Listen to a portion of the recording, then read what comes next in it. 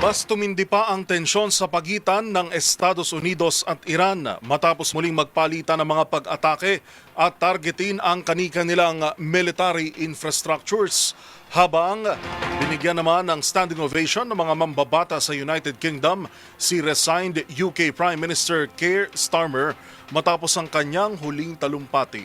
Ang mga balita mula sa ibayong dagat tinutukan sa Global Headlines Report ni James Galange.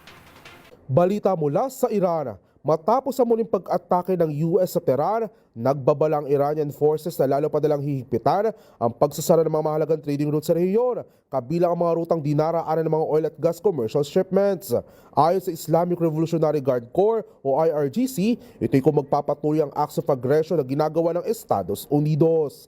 Matatandang gumamit ang US ng 90-minute wave nitong Miyerkules para targetin ang coastal defense at cruise missile storage ng Iran sa Greater Talb Island.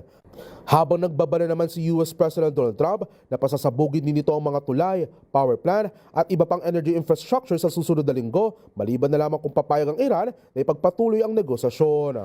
At sa iba pang balita, kasunod na nakatakdang pagbibitiw sa pwesto ni United Kingdom Prime Minister Keir Starmer sa July 20, binigyan ito ng standing ovation ng lehislatura para sa kanyang huling talumpati. Ito ang naging pagkakataon ni Starmer upang magpasalamat sa mga sumuporta sa kanya mula pa noong 2015 kasabay ng kanyang pagpapahayag ng suporta sa kanyang magiging kapalit.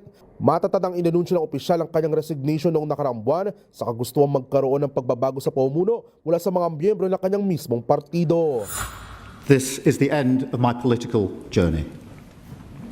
In 6 years, went from historic defeat in 2019 to historic victory in 2024.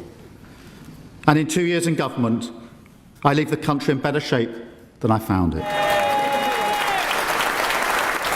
Kabilang si Starmer sa mga naunang leader sa buong mundo na nagsulong ng social media ban sa mga kabataan o 16-year-old pababa at naglunsad ng mga partnership para patatagin ang relasyon nito sa iba pang bansa sa Europa. Gayun din na muling manalo ang Labour Party sa Parliamentary General Election matapos ang 10 taon. At yan naman nakakalap nating balita mula sa iba't ibang panig ng mundo.